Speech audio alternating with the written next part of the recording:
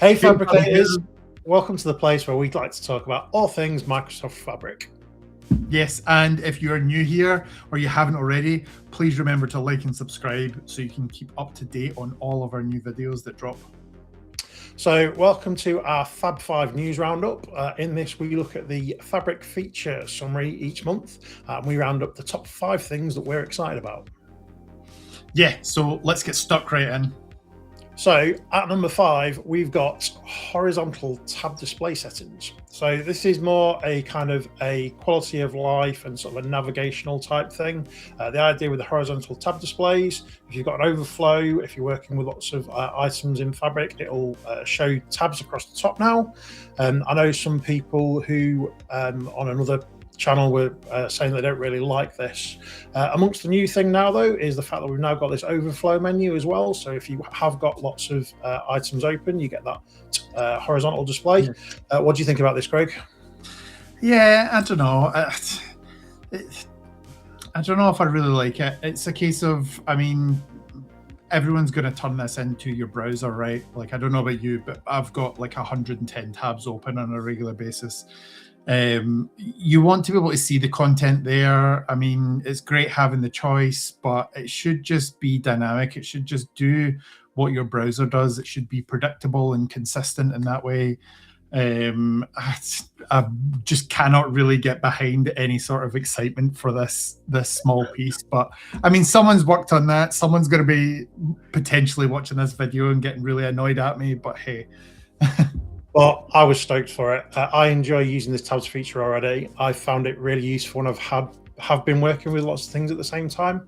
I found it loads better than the old experience, so I would miss it, and I'm glad that they've put a bit more love into it.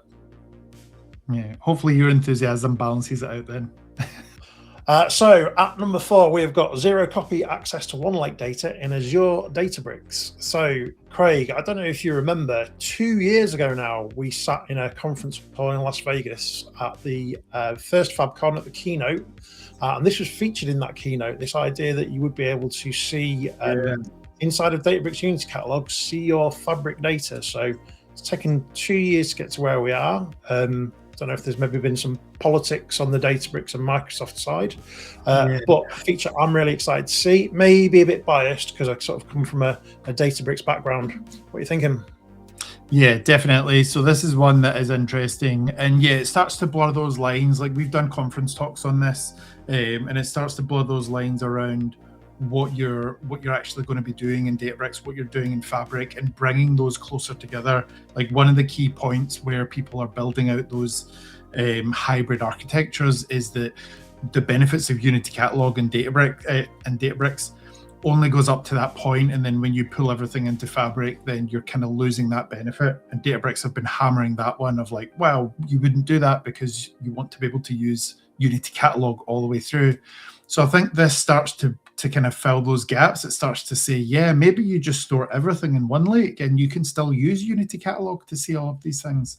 So it's an interesting take. I'm quite interested to see where it goes, if they continue to develop it, or if this is one of these things that has to be developed in this kind of demilitarized zone between the two organizations.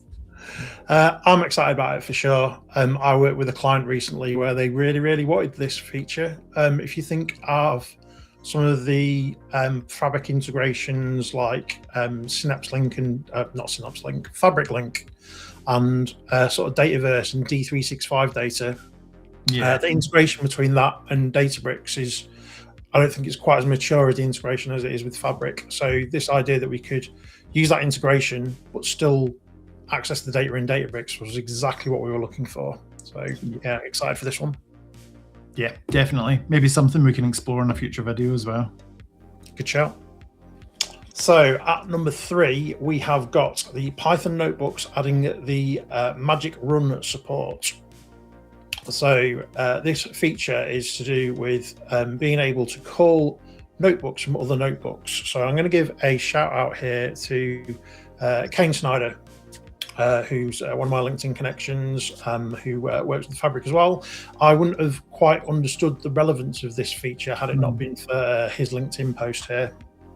And he's talking about the fact that this is a technique that, again, I've used in Databricks many times before, whereby you can call a notebook from a notebook. Yeah. But in Fabric, you could only do that with PySpark notebooks, not with the Python notebooks. Now, I've been doing quite a lot of stuff recently with just using like single node Python type notebooks, so not using PySpark, relatively small data, so not needing that kind of like parallelism there. So just using things like pandas or polars or even a bit of DuckDB in those libraries. This is going to allow for people that are using those Python notebooks to modularize their code a bit more. Yeah, it gives you a bit more of that flexibility. I believe the support for just Python files is coming soon. It's not there at the moment. One thing I would say is just kind of exercise caution with this. Just because this is a nice shiny new hammer doesn't mean everything's a nail. It does mean that you're potentially creating hidden dependencies in your code if you're using this in a production environment, and also just makes kind of fault finding and tracking things down a little bit harder. So it's just a few things to be aware of. But yeah, in terms of a kind of developer quality of life, it is a lot easier to get started and a lot easier to just reference code that you've already created, so you're not copy pasting all over the place. So at number 2, we've got the copy job activity now supports service principal and workspace or identity authentication. So this is all to do with basically how you're authenticating with your copy jobs. I think this kind of service principal identity has been working with the old sort of copy activities in Data Factory fine previously, but the new copy job, which is kind of a newer feature, didn't have parity in terms of those authentication options. Yeah. Now you can use service principals, which has historically always been sort of my recommended practice for authentication, or in fact using workspace identities, which is a little bit more like using the old school managed identities, which I would certainly recommend as well. What are your thoughts? Yeah, definitely. So I'd love to get overly excited about this one because it's good, but it's filling a gap. It's a gap that should have been filled already. It is good, and yeah, as you say, Johnny, it's the kind of thing that that I would recommend anyway, is using service principal or workspace identities. Just kind of disconnects a little bit from user specific accounts and everything. So definitely a win in terms of security and robustness for your platform when you're making connections and importing data. So in at number 1, we have got the announcement that there is now official support for Microsoft Fabric CI/CD tool. Now, this is a bit of a cheat. This isn't actually on the Fabric release summary. It was announced in a separate blog, so it's not part of the usual sort of summary we would do. But for me, it felt like such an important announcement that it feels worthwhile calling out. So one of the things that people have been screaming about, and one of the reasons, people, like when we spoke to Johan the other week and he talked about the fact that Fabric's not enterprise ready, one of the big gaps has been that whole CI/CD piece. And as they often do, the Fabric community responded. A Python package was developed. There were people internal to Microsoft working on it, but it was still very much an open source community-led type thing. That Python package, Python library to help you with CI/CD of Fabric artifacts. Well, now Microsoft are stepping up and are saying that, yes, we now officially support this library, which I think is great news. Yeah, it's great and gives a bit of direction and consistency in terms of what you should be doing with CI/CD, what you should be doing with that kind of DevOps approach. It is still a whole mess in there in terms of what tools you should be using, like what's a consistent and easy way to do it.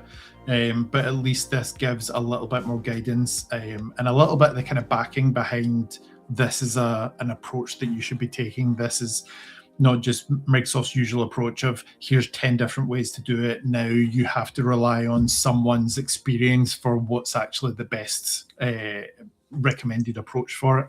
Yeah, so yeah, like they've called this out. I was going to jump on this on LinkedIn a couple of weeks ago, but there was already quite a few people in the community had jumped on it, so it was great to just echo what they were saying as well.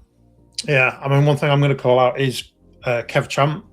He's a Microsoft MVP. I believe he's actually, as I say, it was an open source project. And I think he was actually one of the contributors to the project as well. He's actually got a guide up in terms of how to use that fabric-cicd Python package. He's got loads of really great content about CI/CD patterns, using DevOps, using GitHub Actions, and all those kind of things. So definitely worth checking that out. So there you have it. That is our Fab Five News Roundup for February. Any thoughts on that in general, Craig? Yeah, so there was a lot of items in that February news dump, and there was a couple that we called out that weren't actually in there, had been announced earlier on in the month. But to be honest, there's nothing that's really blown my socks off. There's nothing that's significant enough in there this month, so it has been fairly quiet. I'm not going to go so far as to say we're scraping the barrel for this news roundup, but certainly there was nothing that was really jumping out for me.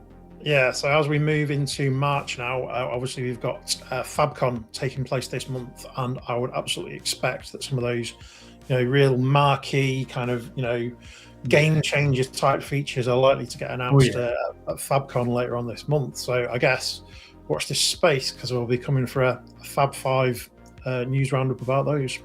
Yeah, definitely. And jump into the comments and let us know what your favorite item was this month, your favorite news feature, update, whatever it was. Obviously, with a lot of these, it's all about kind of quality of life items. So there might be something in there that you've been waiting for a while. Feel free to jump in and call it out with us. Yeah, absolutely. I'll make sure that I put links for everything we discussed into the description for this as well. Excellent. Cool. So that's it for this edition, and we'll catch you next time.